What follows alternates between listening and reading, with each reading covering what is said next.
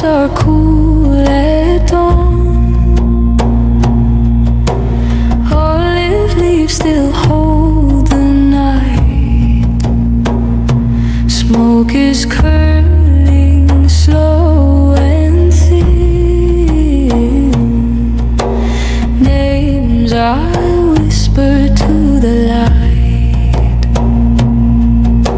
Sing, oh, sing to the stones and sky. Let the old words rise. Let the old words rise. Feet on earth and eyes held high. Folkens, welcome back to another video. We are heading into part 8 of Caesar vs. Pompey. Let's go. Would be wavering. He needed a victory soon, and it would need to be decisive. Caesar's priority was to get his army back into fighting condition, so he first marched to Apollonia, where he left his wounded, and sent 7 cohorts to garrison various towns and cities under his control. Longinus's legion would be safe in southern Greece, but Domitius and his 2 veteran legions of Gallic campaigns, who had been stalling and pinning Scipio Metellus during Dyrrhachium, were now exposed. All of Caesar's plans now revolved around merging his depleted army with Domitius. If Pompey marched on Italy, Caesar would meet up with Domitius and march through Illyria to attack Pompey from the rear. If Pompey marched on Caesar, Caesar would march to Domitius and fight a battle with the merged army. If Pompey besieged Caesar's allied towns in Greece, Caesar would march to Domitius and attack Scipio, forcing Pompey to react or lose an ally.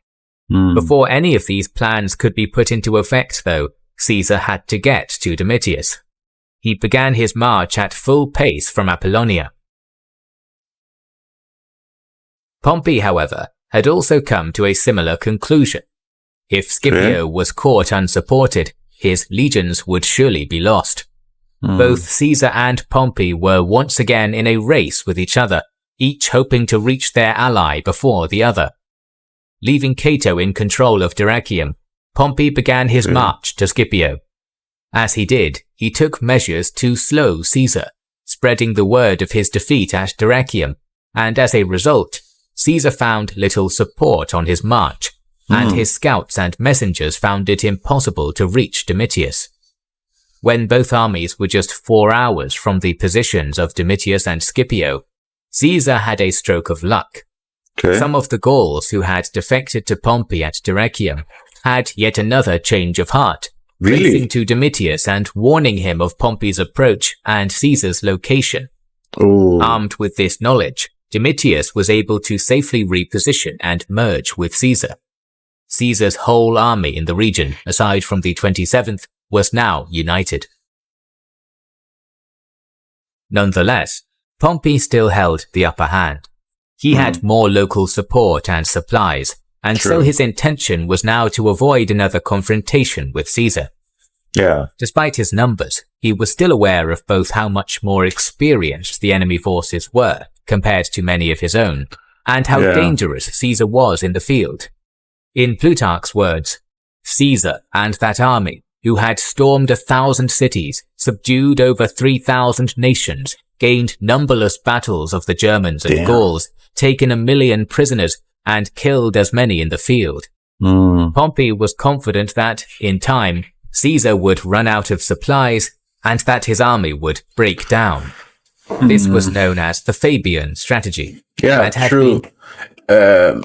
out of supplies. I don't know. Caesar, even though the locals don't really want to help Caesar, he can still take them by force. So, I don't know. But it is kind of the Fabian strategy, but used to great effect by Fabius Maximus against Hannibal in the Second Punic War. Many high-ranking members of Pompey's army, however, were pushing for a decisive battle. Ahenobarbus, Scipio, Afranius, and Cicero applied pressure to Pompey, accusing the general variously of cowardice and even of having been bribed. Pompey would have to act soon, or risk his army fracturing. Caesar, on the other hand, had wasted no time. He marched quickly to Pompey, an important town with many supplies, and home to the praetor of Thessaly, Androsthenes. Androsthenes had previously promised his and Thessaly's support for Caesar, but following Dyrrhachium had defected to Pompey, closing the gates of the city to Caesar. Caesar did not have the supplies or time to conduct a prolonged siege, so he decided to storm the town. The attack started at 3 in the afternoon and was all over by sunset. A number of nobles, likely including Androsthenes, committing suicide. Despite their defeat at Dyrrhachium, Caesar's veterans were still a force to be reckoned with. After resupplying, Caesar marched to Metropolis, which surrendered upon hearing the fate of Pompey. Many other towns soon followed suit, and Caesar soon had enough local support to resupply his army for the time being. Pompey knew that if he could keep Caesar pinned in Thessaly, he would still eventually run out of supplies and be starved out. But the pressure from his officers was continually mounting.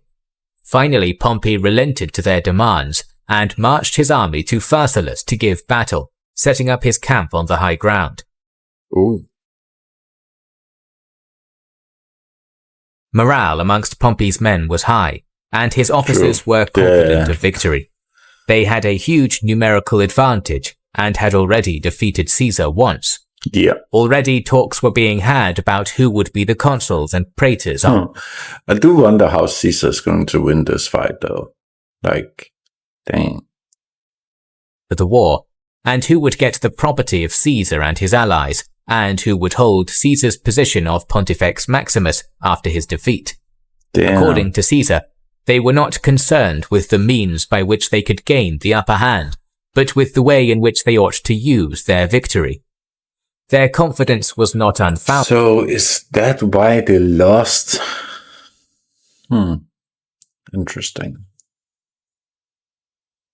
I guess I can't really blame them, but then again, I do kind of blame them because they should know better than to think that like that, because like so much numerical advantage do they not have?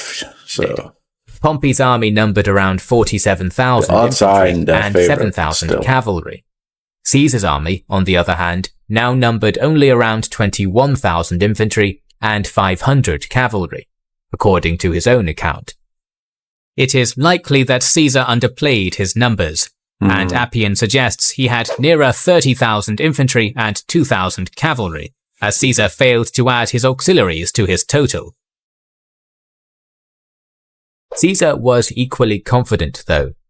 His army was not as numerous, but it was more experienced and disciplined. Only a handful of Pompey's legions were true veterans, most having been recruited specifically for the war and only having seen their first action at Dyrrhachium.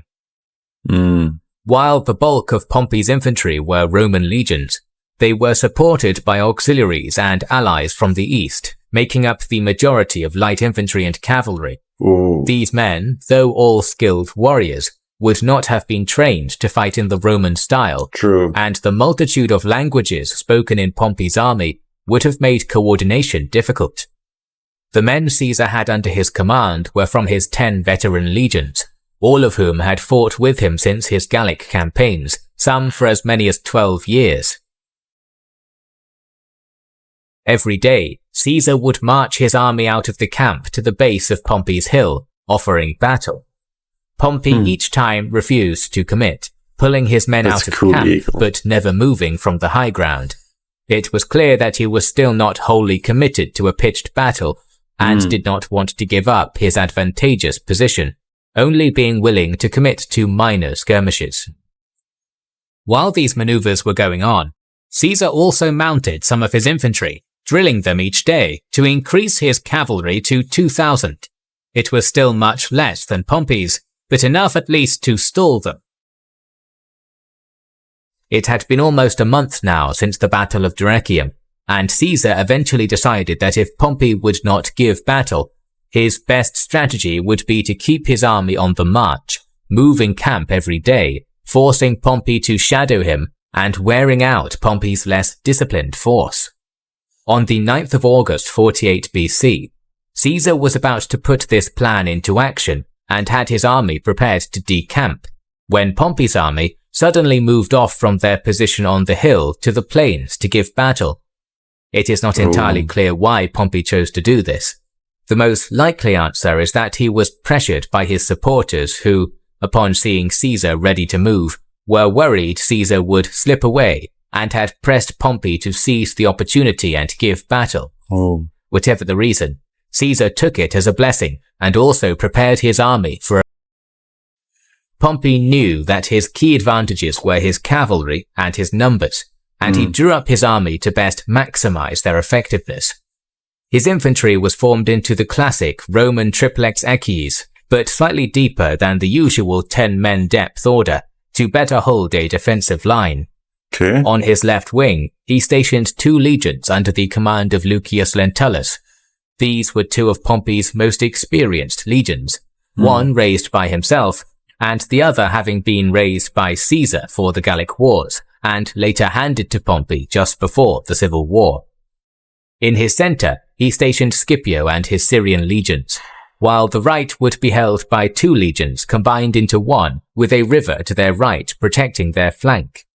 Within this twin legion were veterans from Cilicia and from Spain, likely survivors from the Battle of Ilerda. They were commanded by Ahenobarbus, one of Caesar's most active opponents. All these legions were Pompey's best men. They would take the brunt of the attack, while Pompey's less experienced legions, allies and auxiliaries would form the 2 back lines. On Pompey's extreme left were his 7,000 cavalry, under the command of Labienus' camp, under the command of Afranius and Pompey's son Gnaeus. Pompey positioned himself on the left. His plan was to use the tactic of his hero, Alexander the Great. With Ahenobarbus and the river guarding his right flank, Pompey's infantry would hold the line, while the entire cavalry force would flank left, destroying Caesar's cavalry before falling on his legions from behind, becoming the hammer to the anvil of the defending legions. Interesting. Caesar also drew his army up in the triplex equies formation. The 10th Legion, Caesar's personal favorite and some of his best troops, were stationed on his right, opposite Pompey. These men were commanded by Sulla, who had distinguished himself at Dyrrhachium, and this was also where Caesar positioned himself. On the left, Caesar positioned 2 of his other most experienced legions, the 8th and 9th, with the river to their left. These 2 legions had suffered so many casualties over recent campaigns that they were ordered to work as one legion under the command of Antony. The center would be held by the 11th and 12th under the command of Domitius. Caesar's remaining legions filled the 2nd and 3rd lines, the 3rd having strict orders to not engage until Caesar gave the signal.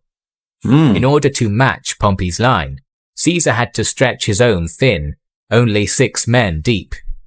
Caesar's cavalry was stationed opposite Pompey's. They were hopelessly outnumbered, and Caesar was well aware that they would not be able to stall Pompey's horse for long. As such, he also pulled 3,000 men from various legions, arming them with spears, forming them into a 4th line. Caesar was the one to begin the engagement, ordering his front 2 lines to charge Pompey's. Caesar's men expected Pompey's infantry to countercharge, as was standard military custom, but they instead stood fast holding their line. In a brilliant display of discipline, Caesar's men spontaneously halted mid-charge and reassembled. After a brief pause to regain their stamina, they moved slowly forward, only breaking into a charge once again when nearer to Pompey's line. Javelins were hurled from both sides, and Pompey's men, braced and with interlocked shields, held the line. An intense melee ensued with brutal close-quarters fighting. Pompey now put his plan into action. Labienus led the Pompeian cavalry to Caesar's right flank, supported by the skirmishers and archers, smashing into the Caesarian cavalry. Caesar's men could not hold off the onslaught for long, gradually being forced back before retreating entirely. They had, however, performed their role. Whilst Pompey's cavalry had been fighting with Caesar's, Caesar had given the order for his fourth line of spear-armed infantry to wheel around and face Labienus and his cavalry. The Pompeian cavalry had been preparing to charge Caesar's legions in the rear, but with Caesar's cavalry acting as a screen, they hadn't seen Caesar's fourth line move into position, and now they found themselves being attacked by 3,000 heavily armored spearmen. Pompey's cavalry, though numerous, were not heavy cavalry, and many were young nobles with little experience of warfare. Fighting veteran spearmen head-on was not something they were cut out for. They were routed quickly, being forced to retreat to the distant high ground to try and regroup, but the damage had already been done. Caesar's fourth line pushed on into Pompey's missile troops, easily crushing them. As they pushed on, it was now Pompey who was being flanked. His left-flanked legions, both who had previously fought alongside Caesar and his legions, now found themselves attacked on multiple fronts by their old comrades, the 10th Legion from the front, and the 4th line from the left flank and rear. It was at this point that Caesar committed his third line of fresh troops, throwing every man he had into the battle. Under this huge pressure, Pompey's line began to break, starting with the 1st and 3rd. This Why are they not where fighting? Pompey had stationed himself, and, almost becoming surrounded, he had little choice but to flee the battlefield and retreat to his camp. The rest of Pompey's line broke in quick succession, Caesar's fourth line rolling up the flank, while his fresh third line pushed from the front. Some attempted to follow their general and retreat to their camp. Others simply fled the battlefield. Caesar, knowing his victory needed to be complete, stormed the camp, easily overwhelming the few thousand reserves and men who had retreated. Those that had retreated from the battlefield were soon surrounded on a hill and forced to surrender. Caesar had won. By the time Caesar stormed the camp, however, Pompey had already gone, fleeing with 30 bodyguards. Many other high-ranking Pompeians, such as Labienus, Afranius, Scipio, and Pompey's son Gnaeus, had also managed to escape. Nonetheless, not all had been so lucky. Ahenobarbus, brave but ill-starred, had been cut down in the retreat, possibly by Antony himself. Many others had been captured in Pompey's camp and in the immediate aftermath. This was like a quicker battle than I honestly thought.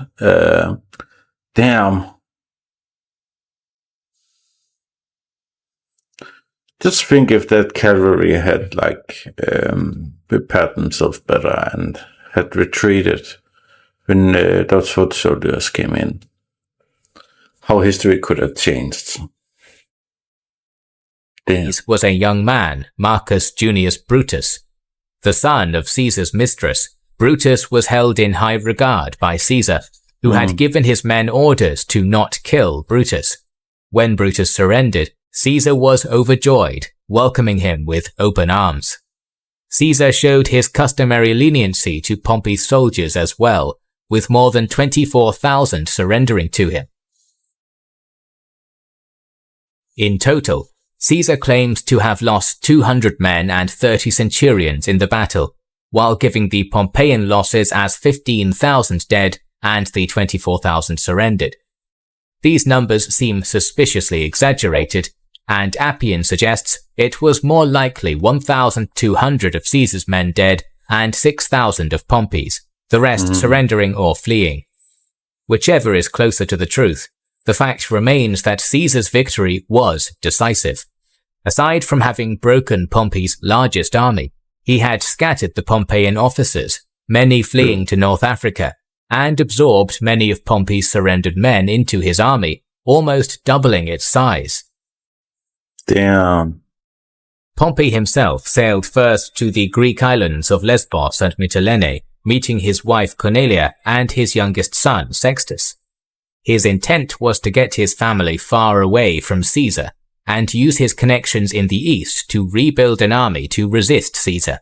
By the time he reached Cyprus, he had taken out private loans and put together a fleet along with 2,000 men. His defeat, however, had cost him much public support.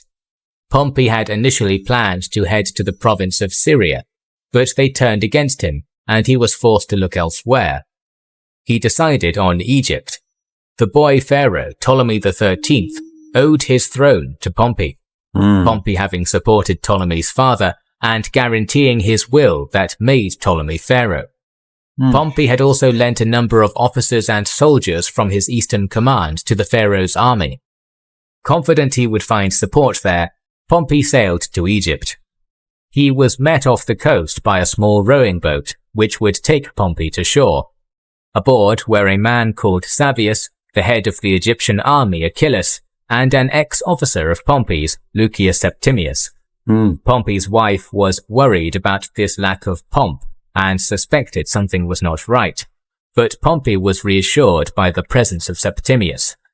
Stepping off his ship, he quoted a line of Sophocles to his wife, "He who enters a tyrant's door becomes his slave, even if he leaves a free man." As the small boat rowed to shore, Pompey tried to alleviate the tense atmosphere, telling Septimius he was an old comrade. He received only a nod of recognition in response. Septimius then struck, stabbing the old general, quickly followed by both Achillas and Savius. Septimius then beheaded his corpse, throwing the body naked into the sea. Ptolemy, upon the counsel of his advisors, had betrayed Pompey in order to try and win approval from Caesar. Pompey the Great, 3 times consul, conqueror of the East, and one of the Roman Republic's most prolific generals, was dead. It is worth noting how revered Pompey was. Plutarch despaired that he and Caesar had gone to war. Had they been willing to enjoy the fruits of their labors in peace and tranquility, the greatest and best part of the world was their own. If they must have victories and triumphs, what Scythian horse, what Parthian arrows, what Indian treasures could have resisted 70,000 Romans led on by Pompey and Caesar? True. Though arguably past his prime at Pharsalus, Pompey had not at all fought badly. His plan was solid and the best that could be done. The reason for his defeat was not poor generalship, but the skill and experience of Caesar and his infantry, and the lack of experience of Pompey's cavalry. Pompey and Caesar were both incredibly talented generals, and it is telling how often the two decided on similar strategies. When Caesar reached Egypt having pursued Pompey, he was first presented with Pompey's head. Disgusted, he turned away. He was next presented the seal of Pompey, at which point Caesar broke down in tears. Though enemies in later life, it is worth remembering that Caesar and Pompey had been political allies for around 8 years, had effectively ruled Rome together, and had even been related by marriage. Caesar was well aware that, despite being his enemy, Pompey had been a titan of his time, worthy of his respect. True. Caesar's victory marked a turning point in the war. It was now the Optimates who would find themselves on the back foot. Nevertheless, the war was far from over. Pompey's staunchest supporters, Cato, Scipio, and Pompey's sons, Gnaeus and Sextus, had all fled to North Africa to continue the resistance. With them also was Labienus, now undoubtedly the best commander among the Optimates.